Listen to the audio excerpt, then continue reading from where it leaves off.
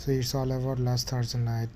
আমরা সবাই বের হয়েছিলাম যে একটু ঘোরাফেরা করব, তারপর বাসা থেকে যাব। তো প্রথমে গেছিলাম 300 ফিট, তারপর অল অফ এ সাডেন আমরা প্ল্যান করি যে মাওয়া যাব।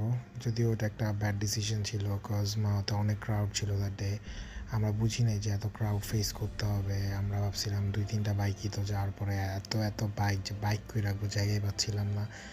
অ্যান্ড আমি সাজেস্ট করবো যে থার্সডে নাইট যদি কেউ মাওয়া যাওয়ার থাকে, দরকার হলে আরও 2 দিন পরে যান, but Thursday night is not a good option for you. তারপরে এই তো সকাল হলো, দেন আমরা মামার অপোজিটে একটা মসজিদ আছে, সেখানে নামাজ পড়লাম অ্যান্ড দেন আবার ব্যাক করলাম। That's all.